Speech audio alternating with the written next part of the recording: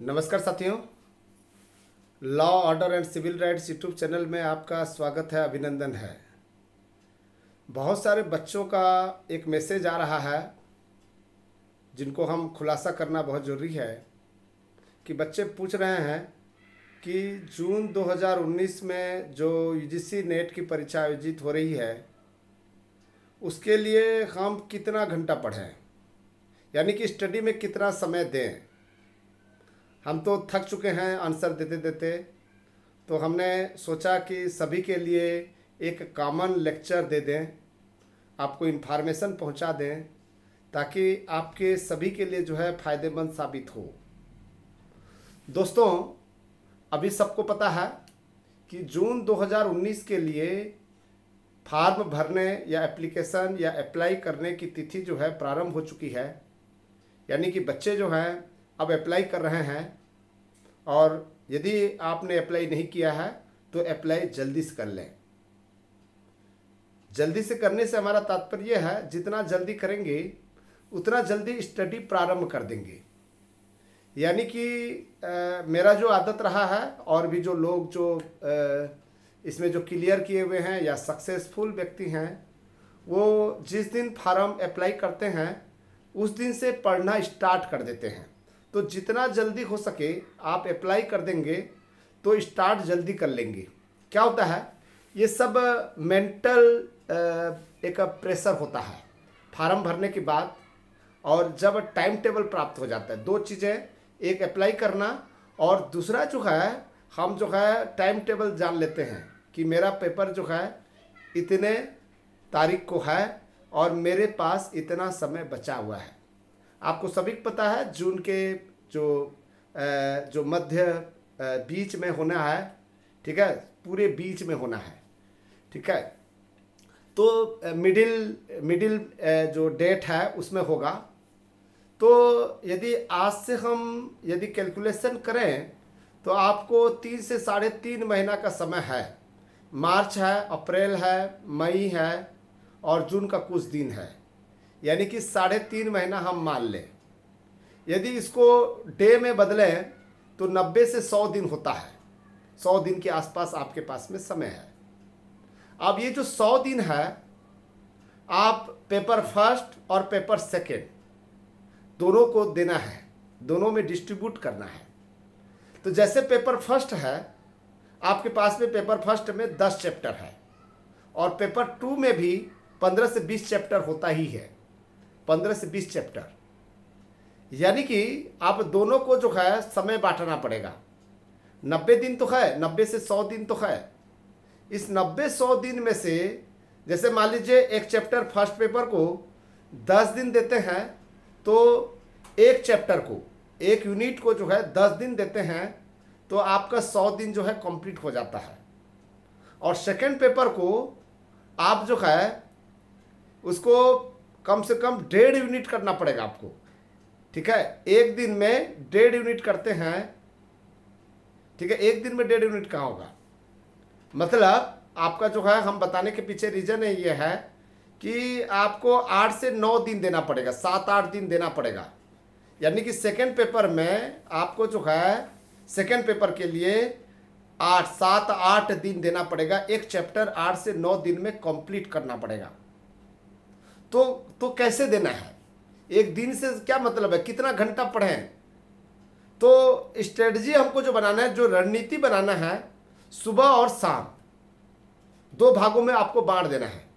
जैसे मान लीजिए आप 7 बजे उठते होंगे, तो 7-7:30 बजे आप स्टार्ट कर दें और कम से कम 3 घंटा सुबह मॉर्निंग में पढ़ें, कम से कम 3 घंटा, ठीक है, 3 घंटा। या आप सुबह ढेर सारे काम रहता है, तो जो हाउसवाइफ हैं या मदर्स हैं जिनके बच्चे स्कूल जाते हैं, जिनके हस्बैंड ऑफिस जाना है, तो वो मॉर्निंग में समय नहीं देकर जो है, जैसे ही पतिदेव ऑफिस के लिए चले जाएं, तो आप 10:30 11 बजे आप जो है पूरा बैठ जाएं पढ़ाई करने के लिए। और 11 बजे से 3 से 4 बजे तक कम से कम 3 से 4 घंटा फर्स्ट पेपर को आपको जो है मॉर्निंग में दे दीजिए। और इवनिंग टाइम जो है, इवनिंग टाइम में जो है या रात के समय जो है आपको सेकंड पेपर देना पड़ेगा। या आप पहले पाली में यानी कि सुबह सेकंड पेपर देखते हैं तो फर्स्ट में जो है, जो सेकंड पाली में रात के समय है उसको फर्स्ट पेपर दे, मतलब इंटरचेंज कर ले।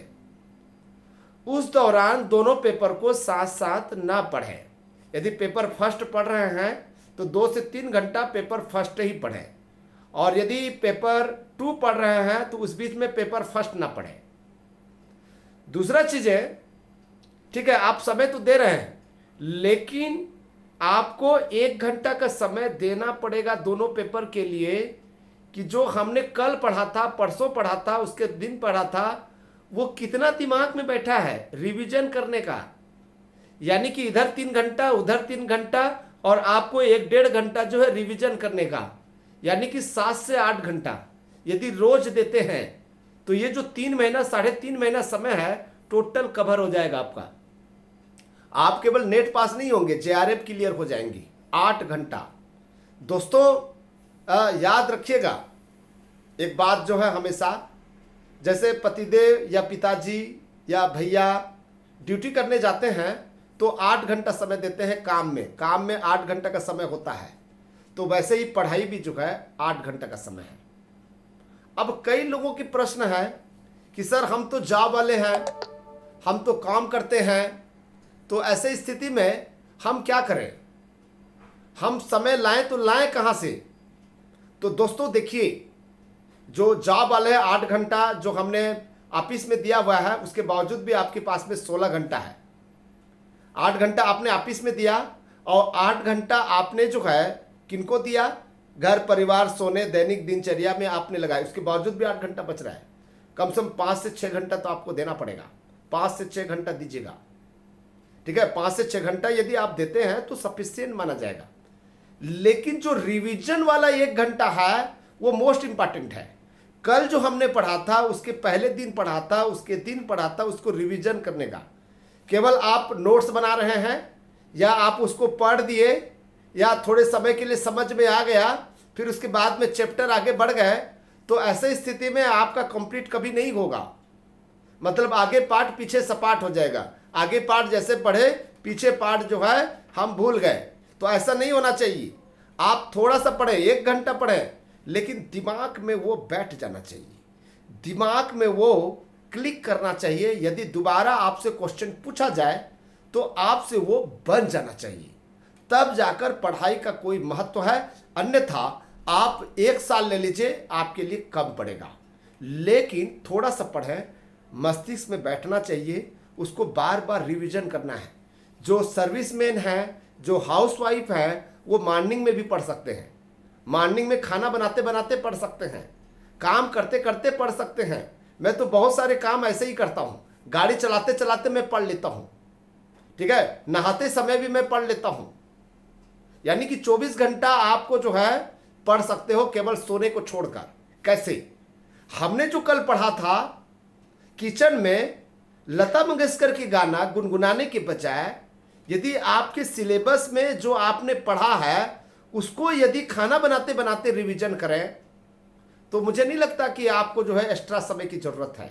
कोई एक्स्ट्रा समय की जरूरत नहीं है। ध्यान रखिएगा एक बात, जो है एक्स्ट्रा समय चाहिए नहीं आपको। उसको रिवीजन, जो जितना ज़्यादा रिवीजन करता है, तो जैसे खाना बना रहे हैं, वो बाबर कौन थे, बाबर कहाँ के रहने वाला था। हम भी तो खाना तो बनाते बनाते हम मम्मी को याद करते हैं, पापा को याद करते हैं, फ्रेंड्स को याद करते हैं, ठीक है, याद करते कि नहीं करते हैं?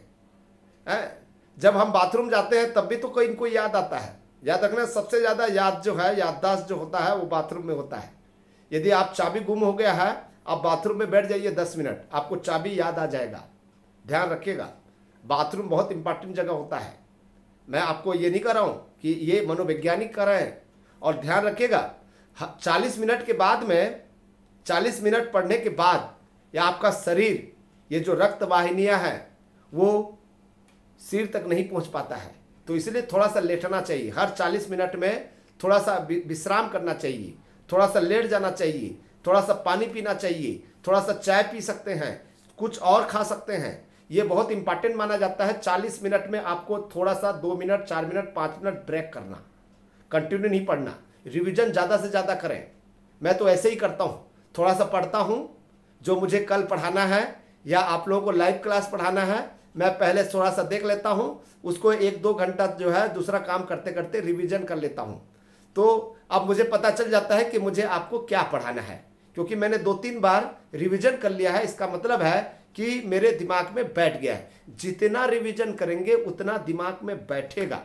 समय का बड़ा मूल्य नहीं है, दिमाग में कितना बैठ रहा है ये इंपॉर्टेंट है। आपके दिमाग में बैठ रहा है तो कोई भी एग्जाम पास कर सकते हैं। ये यूजीसी नेट जेआरएफ निकालना तो बहुत सरल काम है, लेकिन आप आईएएस भी बन सकते हैं। कोई भी एग्जाम देंगे वो पास कर सकते हैं, लेकिन रिवीजन चाहिए, बार बार रिवीजन।